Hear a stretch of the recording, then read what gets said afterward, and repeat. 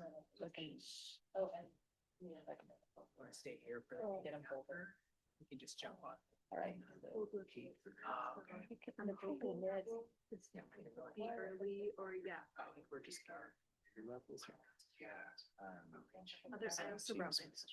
Okay.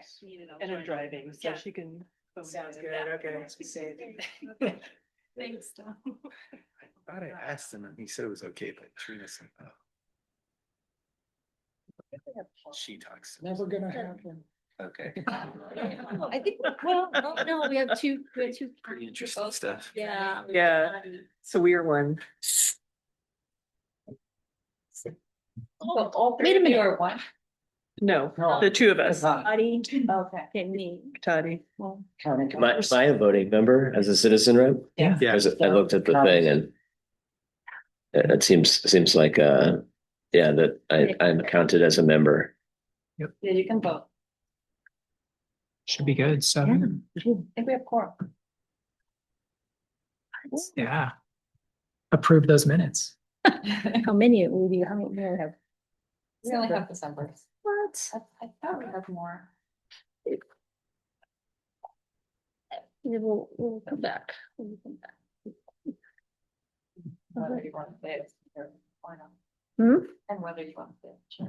Oh, no, we'll, you can open nominations, yeah, we'll see. And who is our vice?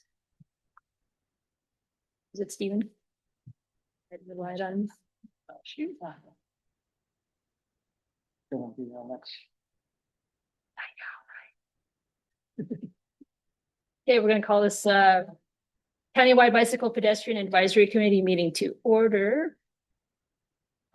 We have an agenda introductions. I'm Edie Takata from the city of Rohnert Park, and I am the chair so far of your CBPAC. And let's go in this direction. Great. Chris Barney, Sonoma County Transportation and Climate Authorities. Gavin Waters, I'm the citizen rep from Sebastopol. Elizabeth Tyree, Sonoma County Regional Parks. Giovanna Quezada, Sonoma County Public Infrastructure. JP Harris, City of Cotati. Dana Teray, SCTCA.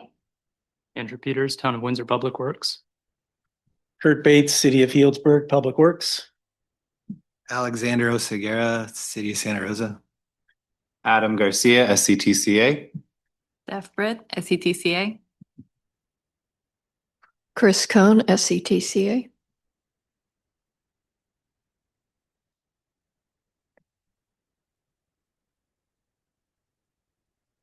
Okay, thank you. Do we have anyone in the gallery online?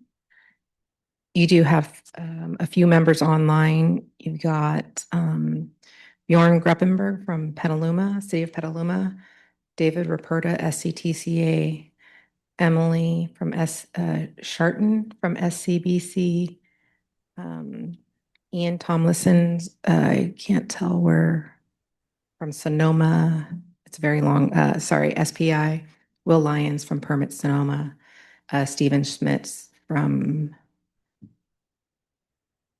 looks like Sonoma County Transit. Very good, thank you. Okay, that brings us to item number 2, administrative items. 2.1, receipt and approval of meeting notes of December 2025. We do have a quorum. So has everyone read the minutes and find them sufficient? Any edits that we need to make prior to considering their approval? Okay, hearing none. Do we need a motion to approve? can I get a motion to approve the meeting notes? Okay. Do I have a second? Second. Okay, moved and seconded to approve the meeting notes of the CBPAC of December 2025. Can I just get a verbal approval? Yay, yes. Yes. Thumbs up. I don't see any opposed. Okay, thank you. The meeting notes are approved. Okay, let's take, we're at item number 2.2, public comment on items not on the regular agenda.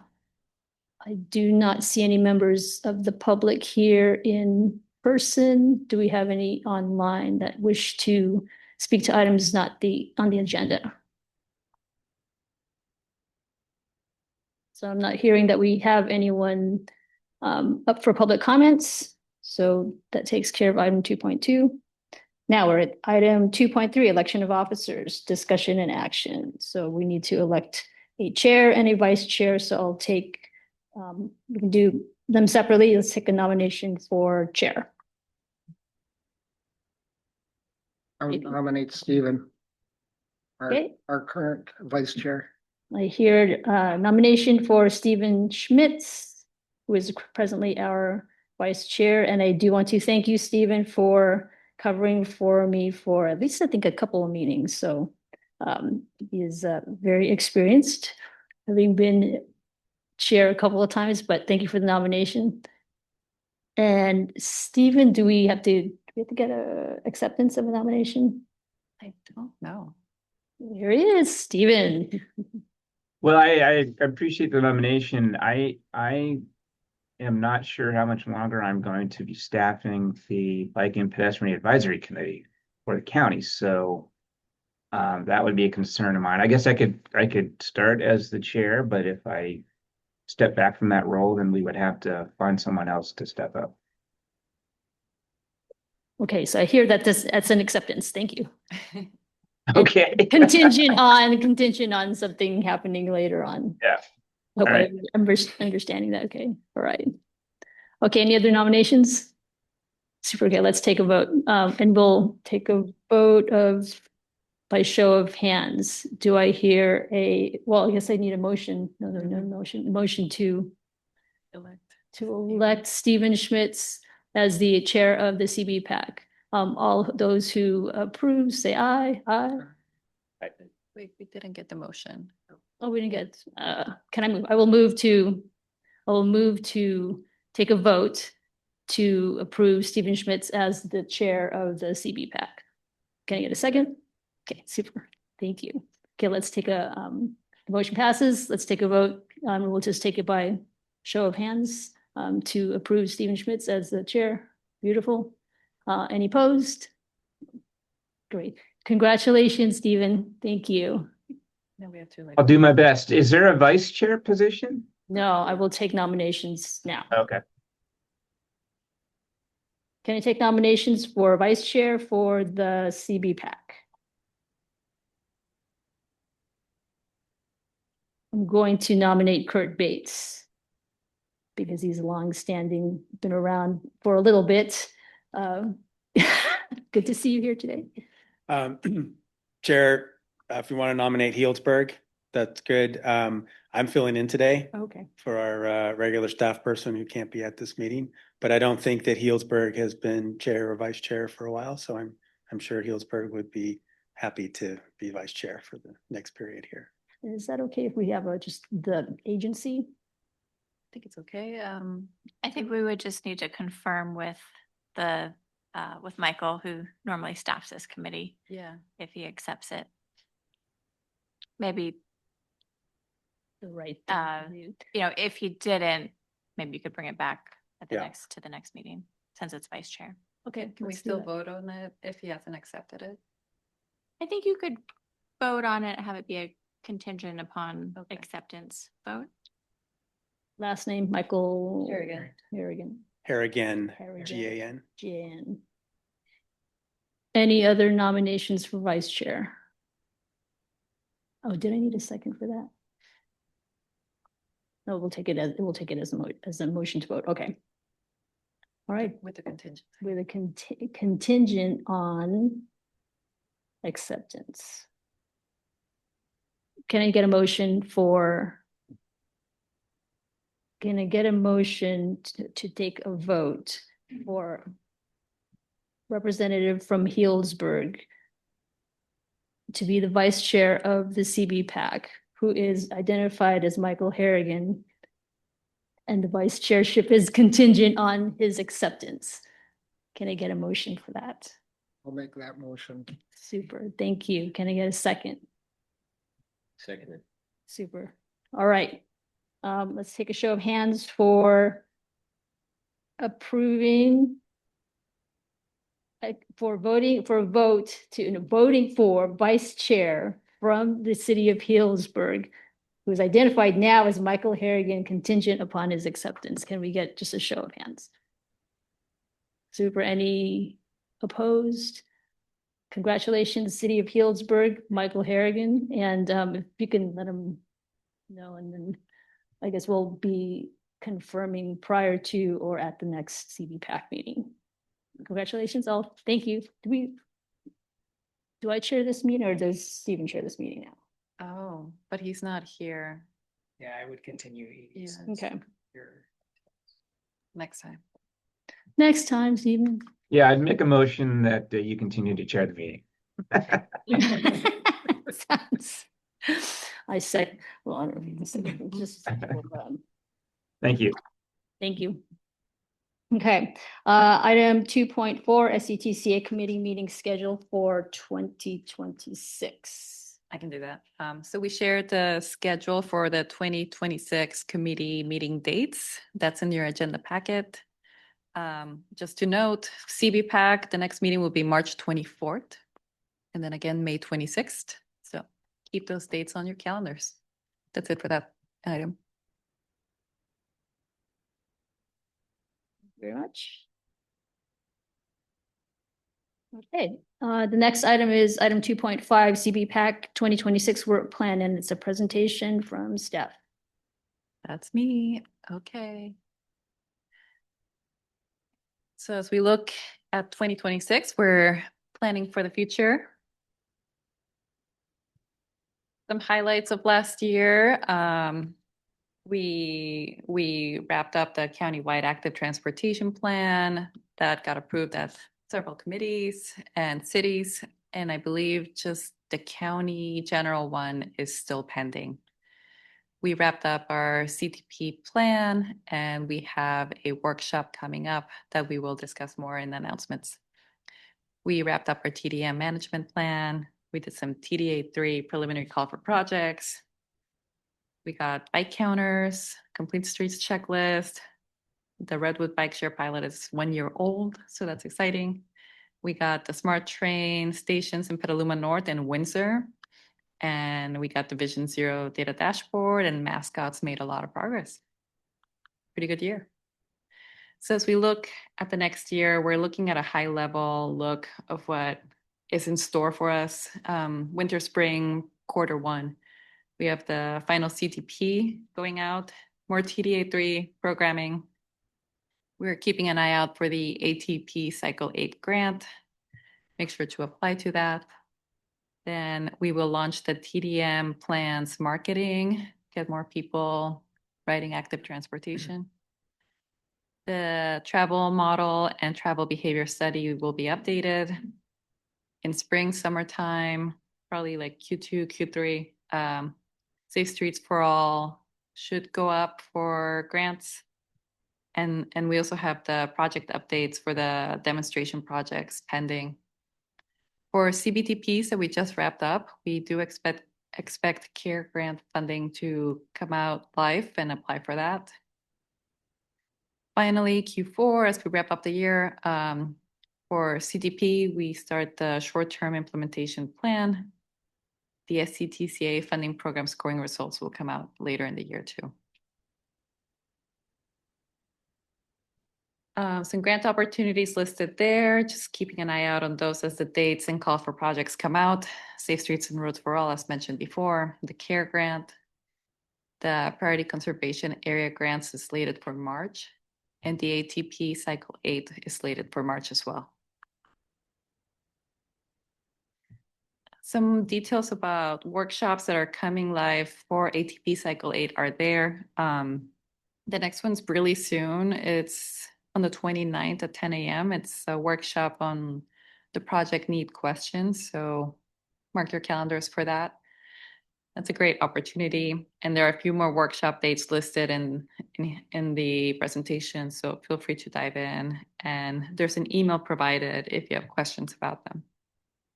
Quick question. Mhm. So what is the project need question? I mean, other than, what projects are needed.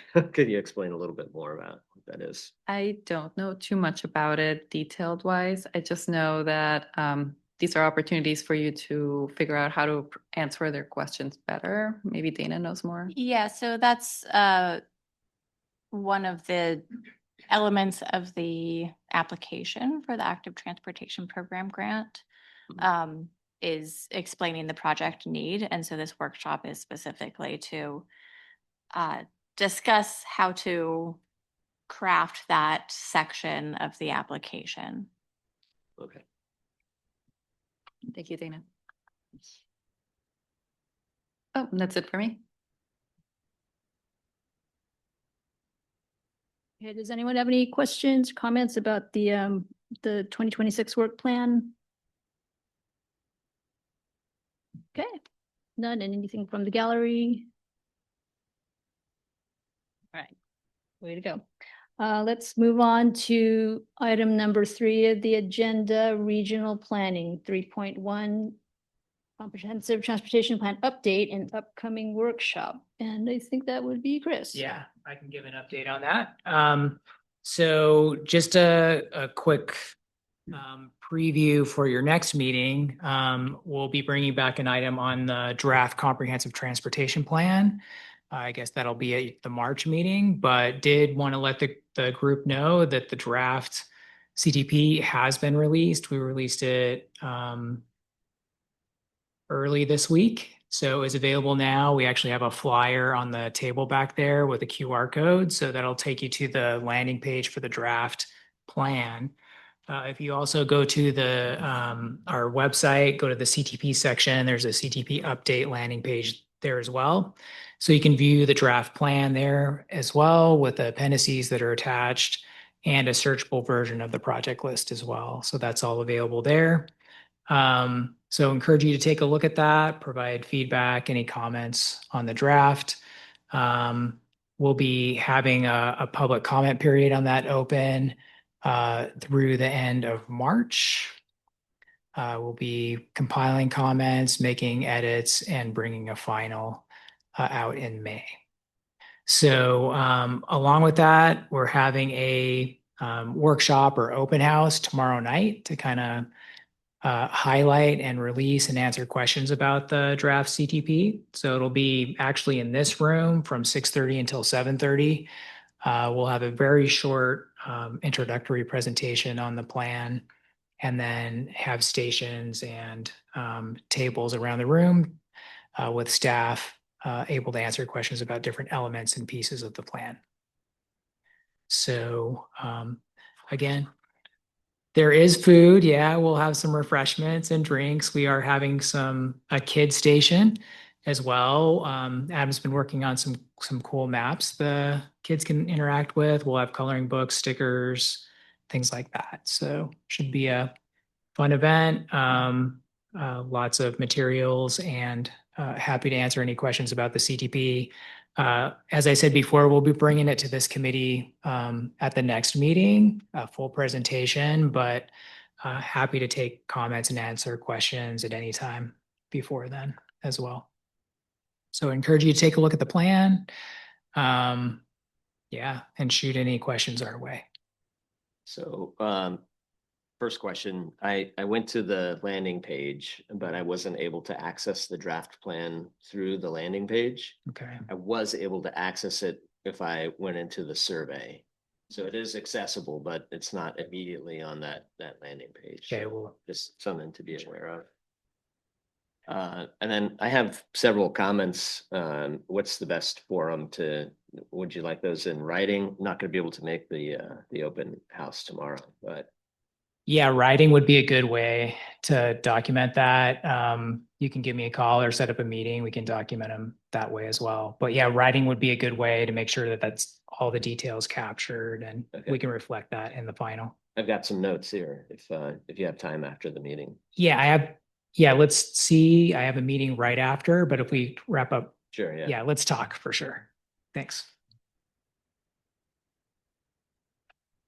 I have a question then about comments. So for public comments, comments from the public through the end of March. If, can comments be submitted through the web page? Yes, we do have a web form to submit comments, but we're happy to take those via email, phone call as well. And that will be available, right? Oh, it's available. If the plan is available now, we will check and make sure it's available through the click link. I did check it today, but I want to make sure it's working outside of our system. Yeah.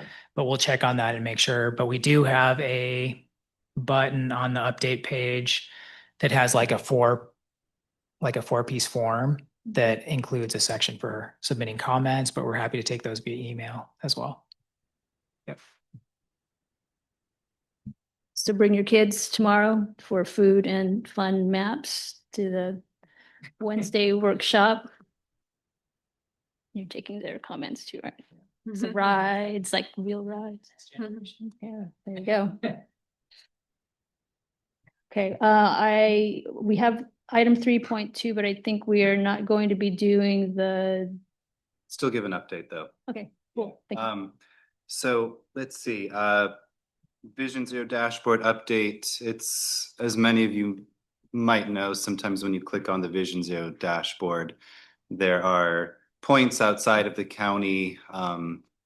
There's not exactly perfect data that we receive straight from Tim's Switters that's through UC Berkeley.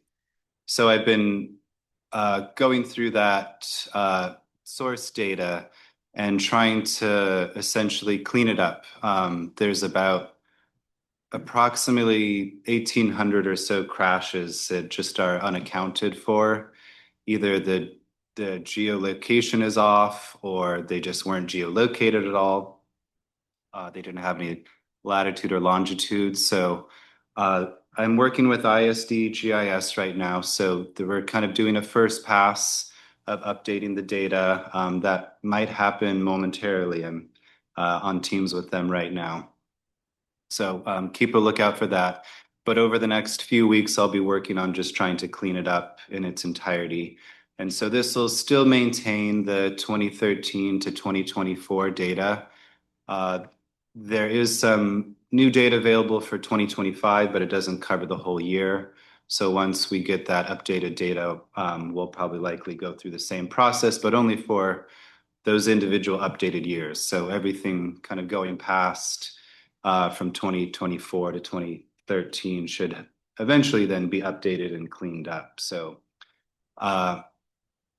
there's, if you're interested and have the data available, there's a lot of points that are identified by street and then a light pole number or a fire hydrant number.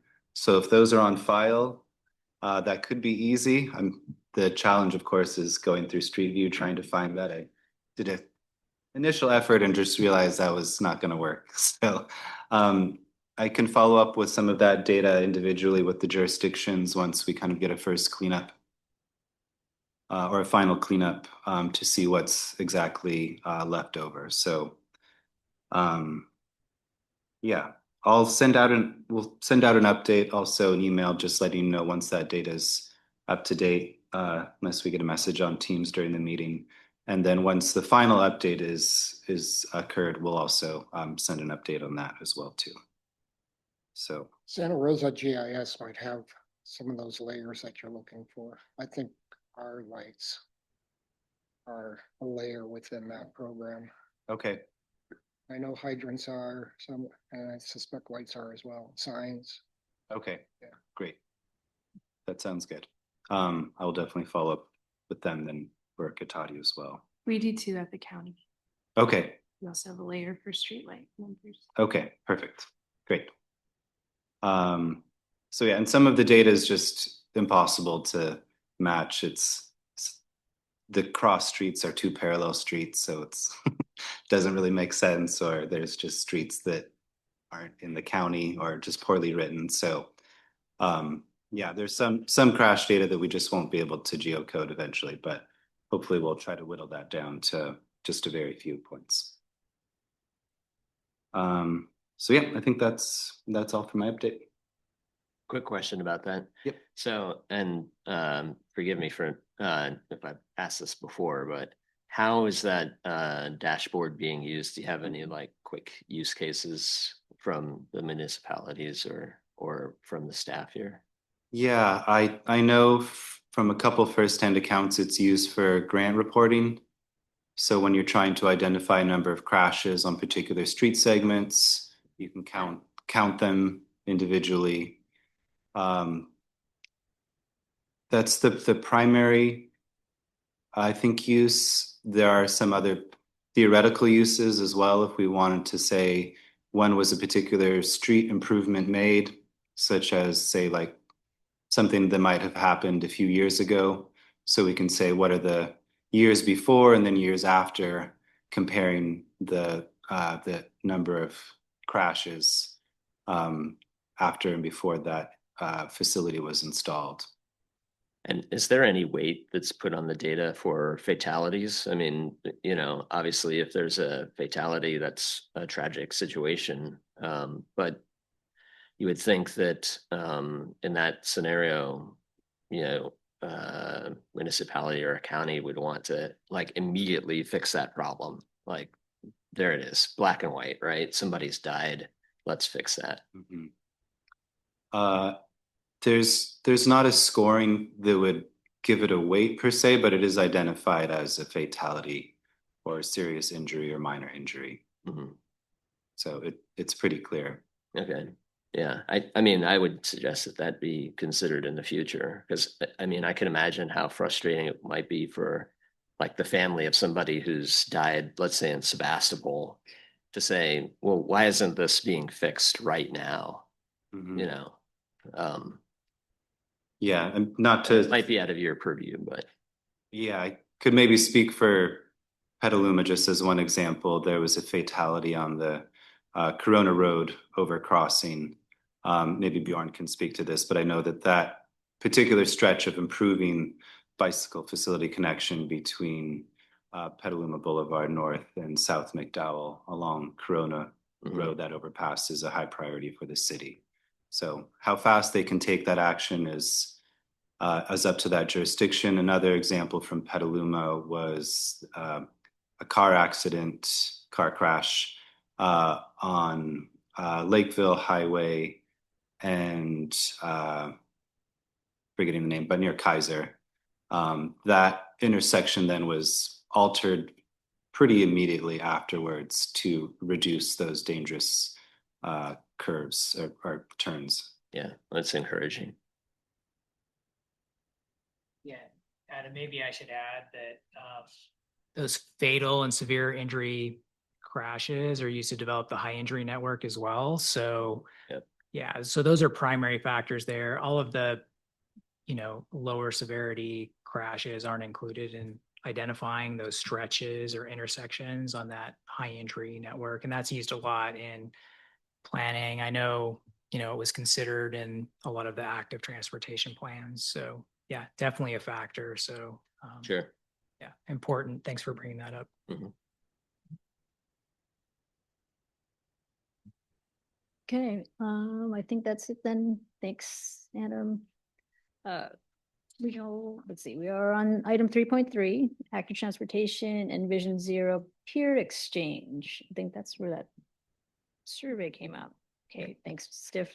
Let's hear from you. All right. So, Excuse me, Steph. I think David wanted to say something. oh, please go ahead. I'm good, thank you. Oh, sorry. Okay, never mind. Okay, so for 3.3, active transportation and Vision Zero peer exchange, SCTCA will be co-hosting a workshop with MTC. It's part of MTC's active transportation and Vision Zero regional coordination with local agencies. At this point, it is open for local staff members to meet and discuss the challenges that they face when they are implementing all ages and abilities infrastructure projects. The date is to be determined. There's a survey out for choosing the date, but it's leaning towards March 3rd at this point. After that is wrapped up and we have identified that there will be a follow-up workshop in June where more members are able to attend as we discuss solutions for the challenges that we identified. So looking forward to that. Super, thank you. If you haven't chosen a date on the survey, if you need to lean it toward the other date, then get on that survey now, but I think we need it until tomorrow. Yeah, so we'll wrap up the doodle, I think tomorrow night, tomorrow end of day. Okay. Thanks so much. Okay, we are on item number 4, regional funding, 4.1 MTC ATP cycle 8 and ARM 3 and cycle 2 information and survey. This is Dana, are you speaking to? Yeah, so this is just sharing a memo that was sent out to the MTC's Active Transportation Working Group. I know a couple of you attend, but many of you don't, so I wanted to make sure you receive this information. There's some estimates for the Active Transportation Program Cycle 8 funding. They're expecting approximately 275 million for the statewide component and approximately 45 million for the MTC's regional component. If you're applying, please make sure you apply to both. There are a series of workshops that MTC is conducting. You saw this list also in Steph's presentation. But yes, these workshops are on specific topics, specific questions, digging deep into specific questions on the ATP application. MTC is also holding office hours after these meetings for if there's further questions or discussion that is needed for people who are attending the workshops. This memo also includes some information about the next phase of the Regional Measure 3 Safe Routes to Transit Bay Trail Program grant. Finally, there is a link to a survey in the agenda packet.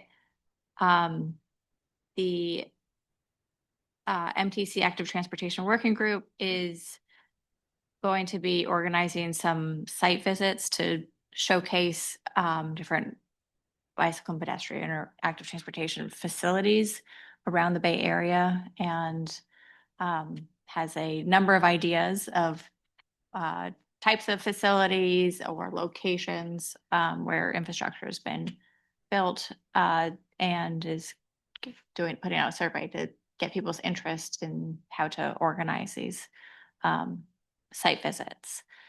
Finally, I want to mention that the kind of related to all of these is the Complete Streets checklist, and MTC is updating the Complete Streets checklist form on their website. They've taken the old one down and the new one won't be up again until Monday. Hopefully this isn't an issue for anybody, but there is a Complete Streets checklist email address if for some reason you need to get it in this week. But I know for our meetings, it doesn't, there's nothing urgent coming up. So just want to make sure you are aware of that, and we'll try to bring some information on the new Complete Streets checklist form once it's available. As those do come to this committee, and many of you fill them out for project funding. We do. So it's only going to be down for a couple of days, right? Well, it's been down maybe since middle of last week, but yeah, the new one should be up on Monday. And can you tell whether, is it just an update for formatting and access, or are there? Yes, so I believe there are actual updates included in this, and some of it's relating to the transit priority policy for roadways, TPRR, which is a policy for kind of improved coordination between transit networks and active transportation projects. So there's some additional process involved through the Complete Streets checklist to shepherd this policy. So I believe that the new form is going to incorporate some additional questions having to do with the transit priority policy for roadways. Okay. And we've seen that presentation for the TPR a couple of times here. Yeah, I think they've also fixed some functionality, so you're able to enter information, save it, take it to your committee, add information that, or, you know, feedback that you may have received through a committee, document that it's been taken to a committee, and that sort of thing without having to kind of print screenshots and, you know, export it. So there's some, supposed to be some improved functionality to the form. Great. I remember it being pretty clunky. Sounds like an improvement. Thank you. Okay, any questions, comments on what Dana has reported on the memo? Okay, nothing else? All right. Item 4.2, quarterly status report for TDA 3 and TFCA projects. Margot. Good afternoon. I'm opting to stand. It's been a long day of sitting, so don't take offense. Dawn was going to bring up a visual of the PDF with the quarterly report for both of those funding programs, which is also in your packet. So this is a reminder to just scan both of those tables. There are some projects that have some projected terminations in the middle of this upcoming year. So just circling back to make sure that those projects are on track. Please note that I have incorrectly on the quarterly report asked that I receive final reports for TDA 3 projects. Those simply require a summary of what the project was and some before and after pictures. And the footnote on my quarterly report is correct. It's just in the table itself, it may ask for a final report. So just reference the footnote. That's for the TDA 3 projects. So please take a look if you have any questions or would like to update me on the status of any of those projects under both funds. By all means, please reach out. A heads up that we are going to the board on February 9th to basically have the board accept that we are doing a preliminary launch of both of those funds within the next week or so, and that we will have the official call open on March 12th of this year. So heads up that that's coming. You don't necessarily have to wait until then to start thinking about your projects. So in the next couple of days, if not by early part of next week, I'll be posting the estimates for the TDA 3 and the TFC. So that is in the works. That's my notification to you. It'll be officially opening on the 12th. My goal is to also update the website with all the prelim information so you can reference it as you're thinking about your projects. So yes, this is the TDA 3. So for Healdsburg, for example, you do not owe me a final report, and I've been in touch with Terry. And then the next table, which is page 2, Dawn, don't know if you can scroll down, it's TFCA. So again, just try to highlight the ones that are closing soon in red, and if there's any information that is due to me. Any questions? Nice to see you in person. I feel like I've looked at a lot of you on screen, so nice to see you in person. But any questions? So just a quick question. I see the acronyms spelled out there, but can you just give a little synopsis of what this funding is and how it can be utilized? Absolutely. And I'm glad Dana's in the room. I have been getting up to speed on this program for a year in addition to others, so I may not do a great job. So TFCA, Transportation Funding for Clean Air Act. Both these, and TDA is? Transportation Development Act, Article 3. Article 3. The highlight is both of these funds are in support of active transportation funding. So cities have used them for bicycle amenities and safety treatments, really with a focus on active transportation. These are not particularly large buckets of money. TDA, for example, is apportioned by percentage of population in the county. But again, I will be providing information that gives you an estimate of what is available for the city to consider scoping projects for. Okay, and I noticed that Sebastopol isn't listed on either of these charts. And I know that our planning director is gapped, for example, and I think one of our deputy positions as well. Is there any support that SCTCA can offer in terms of helping Sebastopol get some of our priorities and items onto these requests? Yes, help me out, Dana, because is Sebastopol not eligible for one of those? They're eligible for both. For both. Okay, great. Funding sources, and when the calls for projects come out, they can certainly apply and tap Margot for any assistance in the applications. Yeah, absolutely. So I was going to say, I'm happy to, with your calling out to basketball, I can take a particular look at that and set up a call and just walk through with them in detail what these funds are, kind of how they are funded and what can be applied for and the process. If that's something that they're not on the table because they don't currently have projects that are in the works, but happy to get whoever is necessary up to speed. Well, I think our city engineer is taking on that responsibility, but I assume that's an additional responsibility looking at these things. So, you know, until we're able to fill those positions, I'm sure the staff would appreciate any kind of support. Perfect. I will make note to follow up and include you in those communications. Thanks. Great. And on that note, next item. Any other questions on TFCA, TDA? So March 12th and then boom, boom, boom. Okay. Comes up quick. I always notice that. Forget. And then there it is. All right. We are on to item number 5, updates 5.1 roundtable discussion.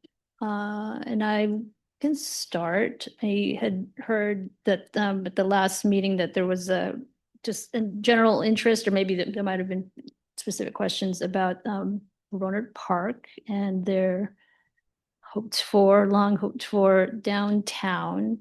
So I can say this: in November, the city council approved a preliminary set of deal points with the developer, which is CenterCal.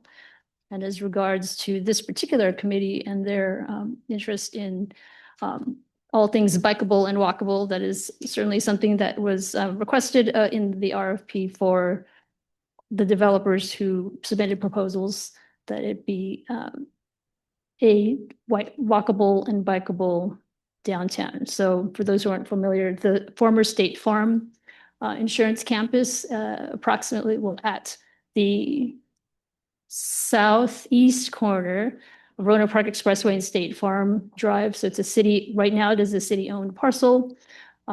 Where it will go is that we will have a developer agreement with the developer CenterCal. They need to get building permits in order for us to move forward and have a sale. So it has always been envisioned as something as bikeable and walkable.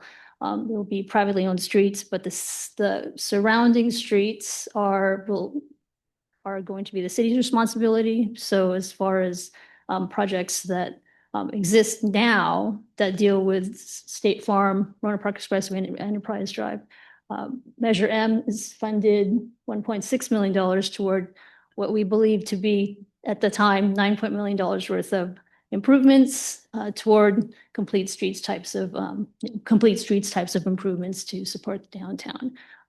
The Rohnert Park Smart Station is adjacent to the site, and preliminary plans show a hotel next to the station. It is mixed use, the entire development, so residential on the south side in general, this is what we're seeing in the concept plans, and retail on the north side, with the hotel on the east next to the smart station.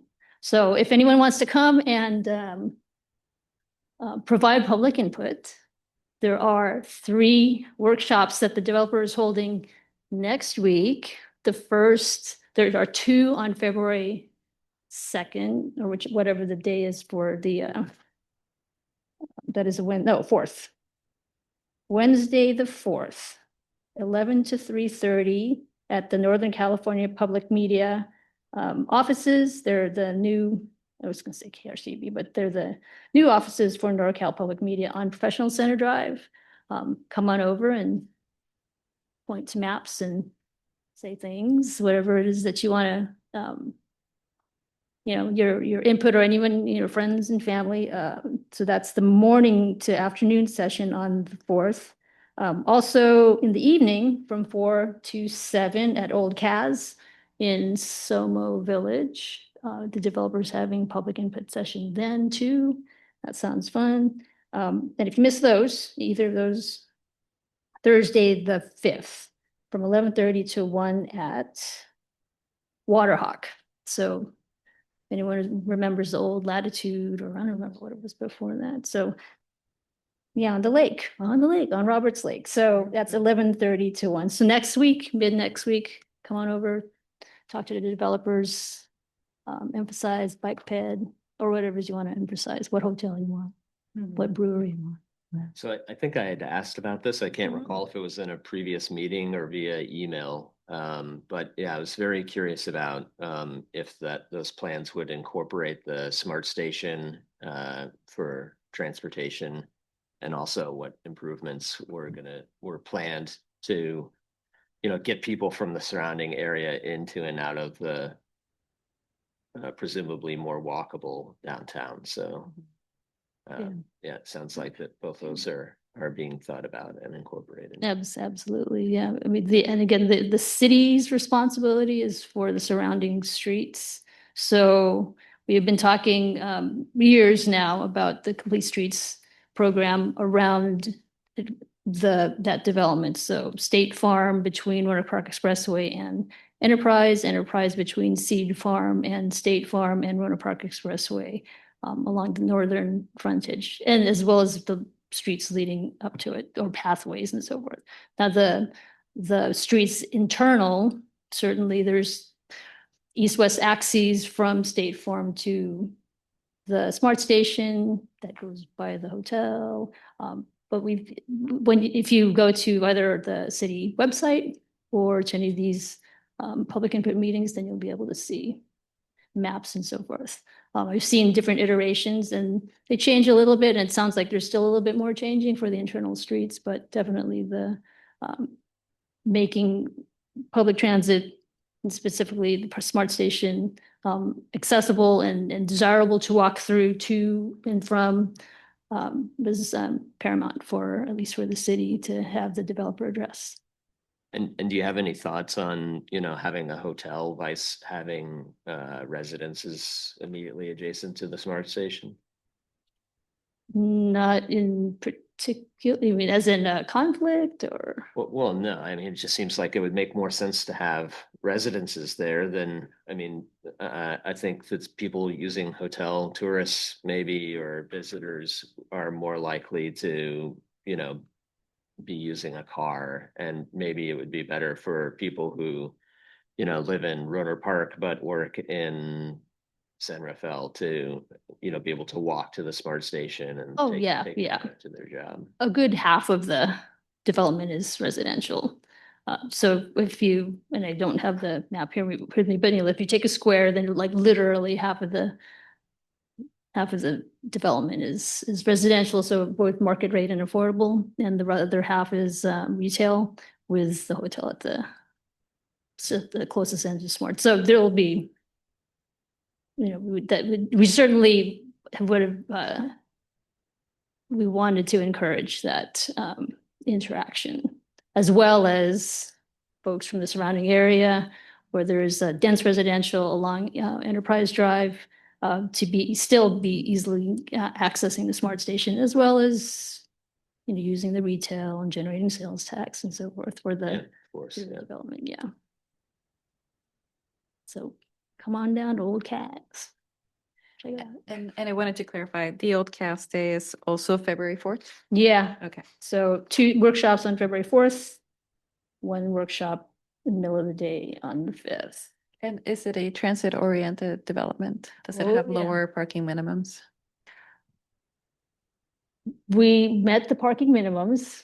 The development met the parking minimums. We did get a a grant to ensure that the MTCTOC policy was met to, what the requirements as well as to our, what we needed. So the developer met the parking minimums and their TDM strategies and all sorts of things. So, yeah. That brings up kind of a general question. Is anybody aware of parking maximums, which is a concept that I came across when reviewing the CTP draft? And I was just wondering if anyone in Sonoma County or maybe even California is using that as a We use concept. Yeah, if you want to exceed our parking minimums, you can do it, but you have to do it through a use permit process, so requires a hearing. Okay. I just thought it was an interesting concept, so I thought I'd ask. Yeah, definitely meeting the TOC policy, the developer had to be within the parking maximum. And they offset with some TDM strategies and so forth. So it's a reality, I think, now for many developments. Okay. Okay, that's our update from City of Rohnert Park. Let's go this direction. Yeah, so I don't have any updates from the city, but I do have a couple of requests for future agenda items and maybe things that this board could discuss or receive presentations on. So I can provide those in writing to Dawn maybe, or I can raise them here quickly for discussion. What do you think would be the best approach? I think it would be fine to hear them here. Okay, yeah, so I'm just wondering, Sonoma County Transportation, and I'm having a discussion with some of their planners coming up, but I was wondering if they could maybe talk about the increasing the frequency of buses and aligning bus and train schedules in excess of what is being discussed currently and proposed by the mascots team. I think that might be a good topic because bus and train transportation is so closely aligned with those who are biking and walking, or should be. And then I was also wondering if this body or perhaps the SCTCA board could discuss the feasibility of converting the 101 HOV lanes to express lanes and, perhaps the revenue from that going to fund SMART or other active transportation plans, just sort of as an alternate source of funding. And then I mentioned already that Sebastopol has gapped our planning director and transportation planner. And so just wanted to reiterate if SCTCA, if that might, what kind of support might be offered to the city until those positions are filled. And then last, just curious about what SCTCA is doing to track ATP implementation across the different municipalities. Now that those plans have been adopted and, there's so much effort put into those just to make sure that those things are continue to remain front of mind and, municipalities in the county are encouraged to take rapid action on those things and keep them a priority. So that's it. Okay, thanks very much. Thanks. We do not have any updates from Sonoma County Parks. We do have 2 community meetings out in Geyserville for 2 separate projects, but I don't have the dates yet. If anyone's interested, I'll share it with SCTCA and maybe you guys can funnel it to people, but it's there's a Geyserville Community Plaza that I'm managing, and we're inviting the public, the community, to come in and provide some feedback on certain park elements. Additionally, we're doing a Geyserville streetscape visibility plan for the downtown Geyserville area, and so we'll be presenting the existing conditions memo. So just if you're curious about what it looks like now and what the engineer has summarized, we'll eventually present on some proposed elements.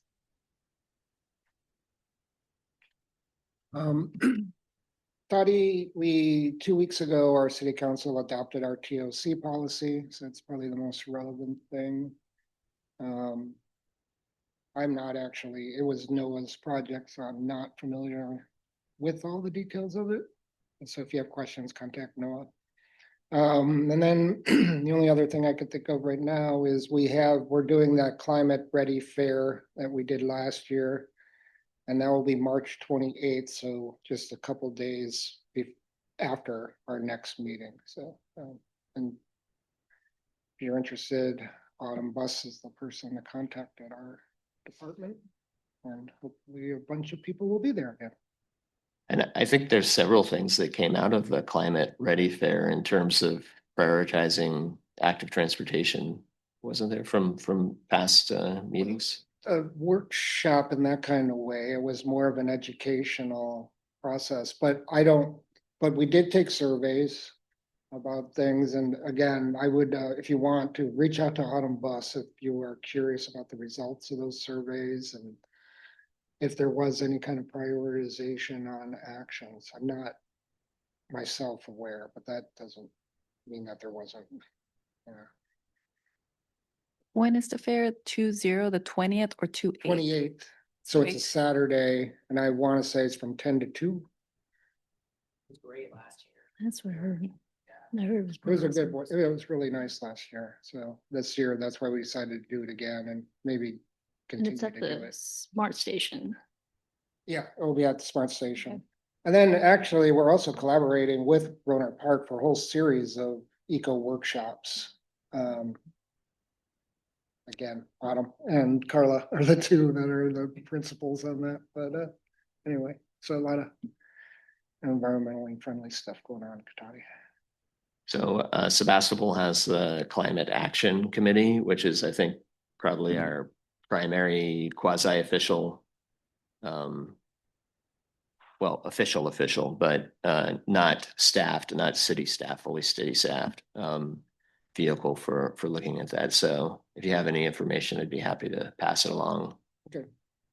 to them just for their awareness. I'll get it to you and then you can pass it along. Awesome, thanks. Super. No updates from the town of Windsor. 2 updates from Healdsburg. The first is regarding the Safe Streets for All grant. The city's been working with Margot Ocanias and other team members here at SCTCA on this for a while.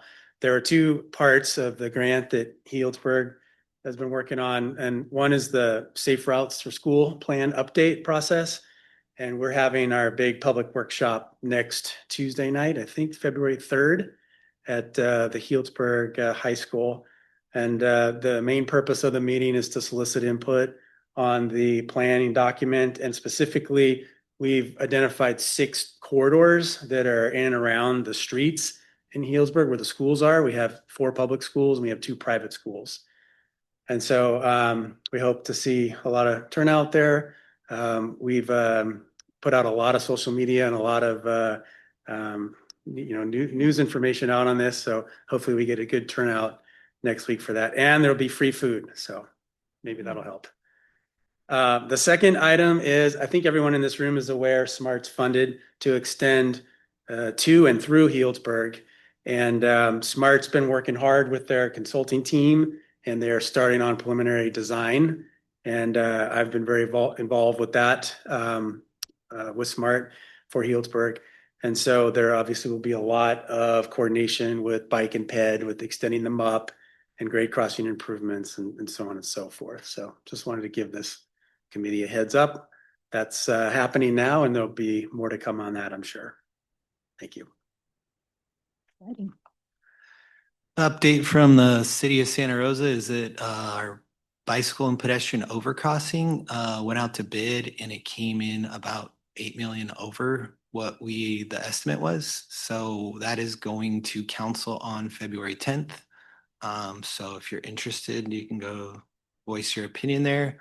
What we might have to do is shuffle some projects around. So like you were talking about, the ATP is kind of our guiding light for all our CIP projects now. So we kind of give the folks in CIP the projects that we want them to work on through the ATP, our city's ATP.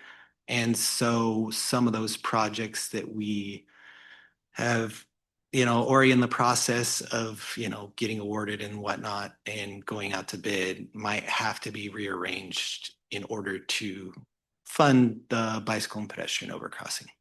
So we'll see how the council meeting goes. They'll decide on that. When is that council meeting? February 10th. So. And it's the overcrossing of 101, correct? Yeah, it's at Elliott and then Edwards. So right next to Dick's Sporting Goods. And then on the other side, it's the, Santa Rosa Junior College housing complex that was just built. I was wondering if you could provide an update on the pedestrianization of 4th Street. I know that was something that some activist groups were pushing with the council. Has the council made any move on that, or have they just kind of, I would say kick the can down the road. You may want to put it in a different way. Yeah, I think that our economic development team has been looking at that more so than our transportation folks. So yeah, I'm not in the immediate know of what's going on with that, but I know it's still an idea that's out there. I know they have talked about trying to pedestrianize different streets, kind of like to pilot to see what it would look like. But obviously, I think I'm sorry, the council has been discussing that. The economic development team. Yeah, more to come. If you want, I can follow up on that. Yeah.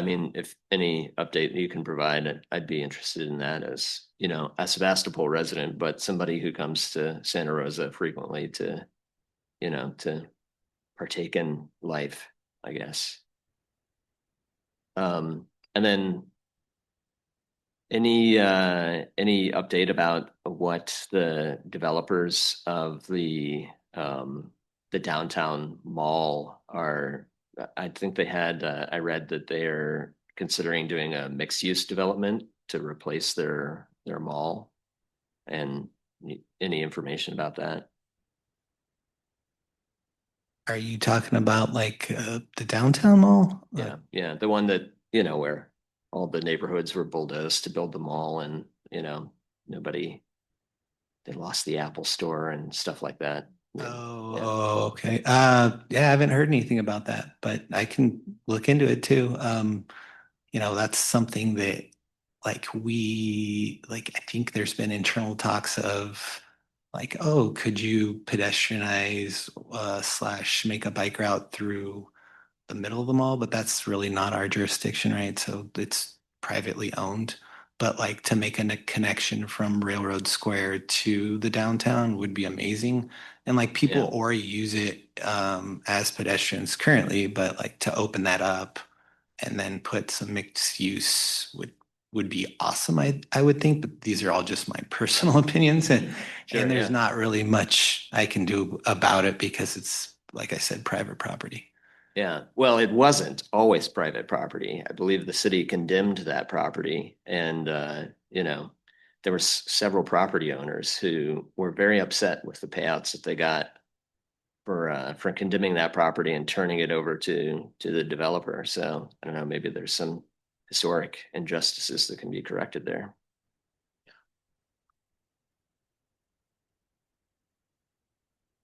Okay. Lots of things going on. Okay, 5.2 shared micro mobility updates discussion. I don't know if we have. I could just give a brief update on the Redwood Bike Share program. 1 sec, I just had it up. Microphone on? I think it was, yeah, it's on. 14,500 rides to date. I'm not sure if that's the end of December or actually up through like yesterday, probably the end of December. There's continued efforts to expand drop zones throughout the service areas, and we are looking into different opportunities for potential funding for continuation beyond the pilot program, which is ending in October of this year. That's coming up. It is quicker than I thought. So in the spirit of future agenda items, and I don't know if it's where, well, maybe an update that is what is the concept of a plan for extending the program or not, or Yeah, that's definitely something we would bring to this committee and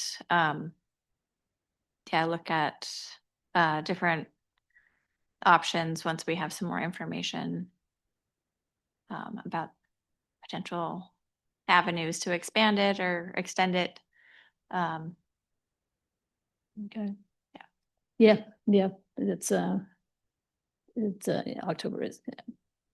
Sometime between next meeting and October, there will be an item. Yeah, I'm I not was sure gonna the say, exact timing, but yes, we'll definitely bring that to this committee.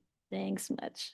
How does the number of rides, I think you said in excess of 14,000, how does that compare to what was anticipated? And, you know, is that like a substantial number to say we would like additional funding for this? It really depends on what you're comparing it to. There hasn't been a system like this in place in this area in the past, so there's not a lot of like apples to apples to compare it to. The grant that we received was actually identified to test out bike share in more suburban communities. So definitely still watching the usage, and it has been going up over time. It has been kind of a phased rollout of the program. So as all the communities that it's in came online and sort of throughout the first several months of the pilot, and as additional drop zones have been added, we've definitely seen usage go up.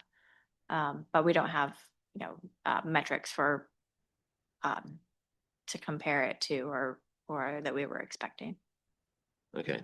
And I can't recall the funding source for the grant. It's a grant from MTC, and it was a one-time grant that 3 different projects received funding for throughout the Bay Area. It seems to me that that program is kind of integral to the last mile for SMART, and perhaps SMART would be interested in contributing to that in some way or sponsoring it in some way.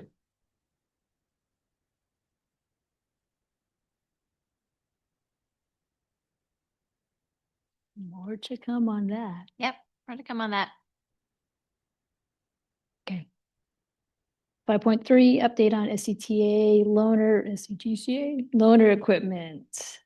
Yes, just 2, I guess, announcements. One, we have all our counters available for use. So both the infrared counters as well as switch counts just warm bodies, doesn't distinguish between bicyclists and pedestrians. And then the bike and ped distinguishing counters. So all of those are available.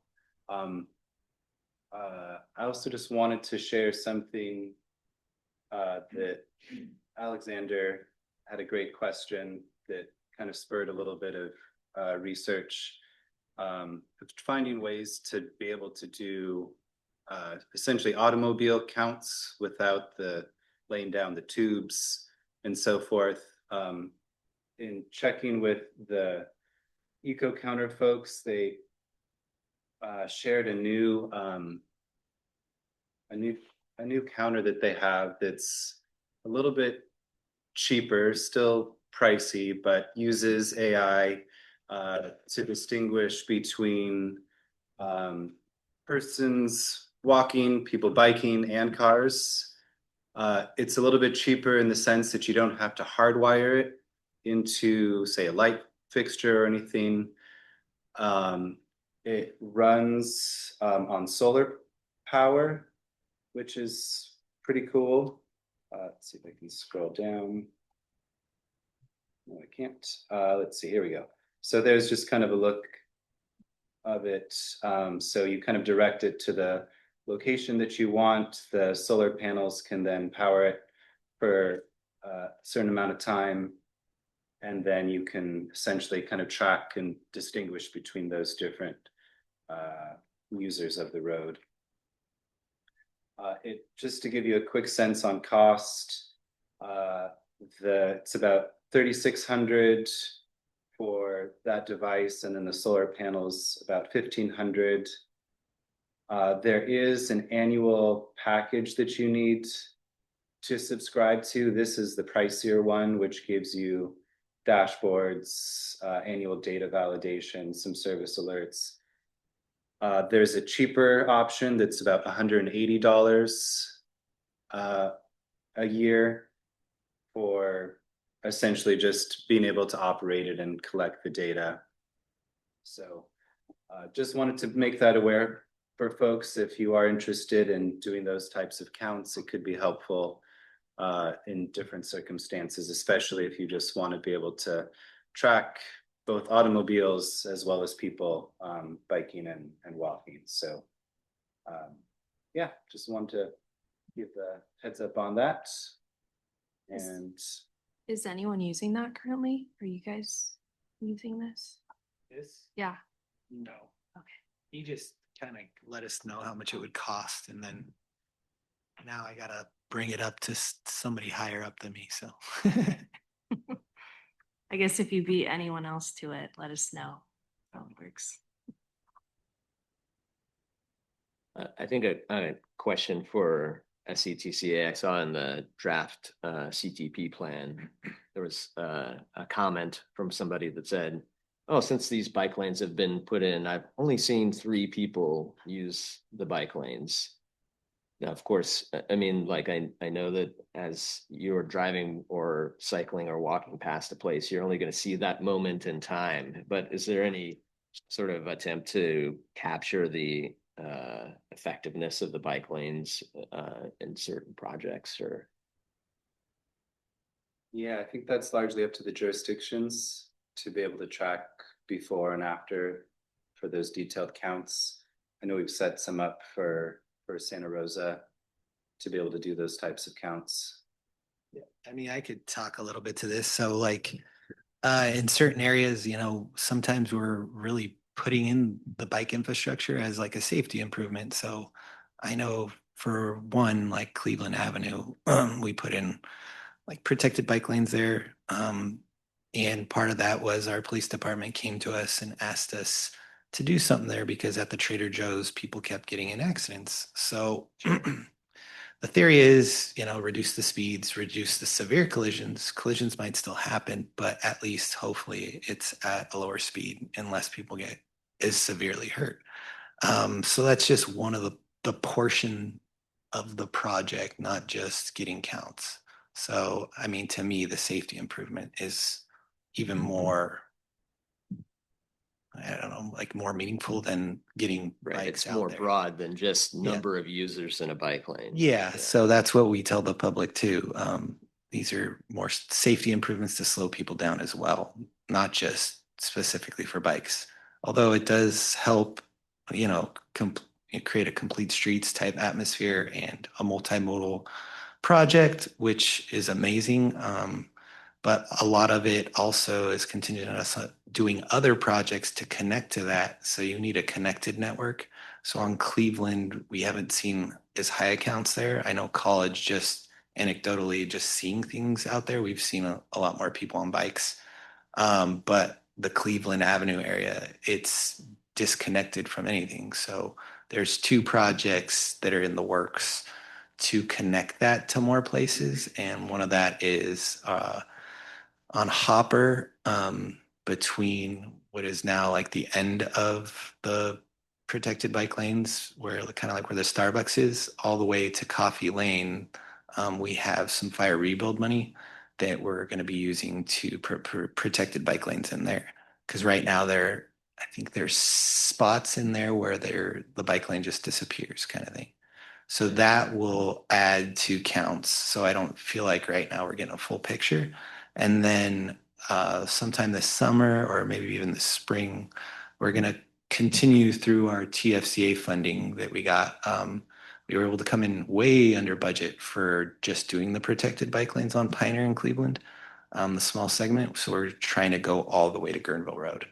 And if we run out of funds from TFCA, we're just going to be using some internal funds to just finish that project. But we feel like the connectivity there will make, more sense, and it'll be more useful for more people. And it'll also be a safety improvement because on like State Farm and Cleveland, we've had a lot of side swipes and people, getting hit there coming out of State Farm. And part of it is that multi-lane threat. You can't see somebody in the second lane. So, you think, oh, that first person stopped, you go, well, that having like the road diets kind of eliminates that issue. So looking forward to those 2 projects. Hopefully they happen this year. But, obviously I told you like the BPAC could adjust funding sources around if that is approved too. So. Thanks. Maybe I can comment just really briefly in the context of the CTP. I think those perceptions are really important to capture and understand, right? Sure. So we can, Thanks, yeah. so in our planning and our work, we can use things like the equipment to document how they're being used, document the other reasons they're being built, things like that. So, maybe even though it's unexpected in some cases, it's important to hear that and understand what people are perceiving and what Oh, they think. absolutely. Yeah, I totally agree. I mean, I thought it was good to include that quote.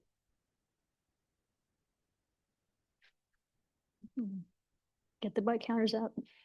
We have an online comment. After all connects. Okay, Bjorn has a comment. okay, Bjorn, you're on. Hey there. Can you hear me all right? Yes, we can. Awesome. Sorry I couldn't join in person today. Just the rebuttal I have to this question lately, because it does come up a lot, especially as a common criticism for projects that include bike lanes. We're never asked to justify installation or providing a sidewalk based on the number of people who walk on a street. And so I think bike lanes need to be seen the same way. We're trying to build, complete systems here for different modes of transportation so that they are viable options for people to get around. So that's kind of my cynical rebuttal as of late, is basically I've never been asked to justify the installation of a sidewalk based on the number of people who walk on a street. Thanks. Okay, I'll put that in my arsenal of quotes. Bjorn says, no, that's good. Thank you. No, absolutely. Yeah, we'll get those. Okay, item number 6, other business comments, announcements. We've had a lot of announcements today, workshops and so forth. Any more? Especially workshops with food. I have one. If you are coming to the workshop tomorrow, register in the link so we know how much pizza to get. Oh, there you go. Mhm. And ask for pepperoni versus cheese. No, it'll be varied. No pineapple. It's Mary's Pizza. And yeah, thank you to Windsor and Santa Rosa for sharing your shape files. We now have, at least, I know city council or town council still has to approve for Windsor, but and as well as the county. But we'll have a nice complete countywide map of all of the proposed bicycle facilities. So excited to share that for tomorrow. All right. Okay, do I need a motion to adjourn? No. All right, we are adjourned at 12 minutes before 3. Thank you all. Good luck.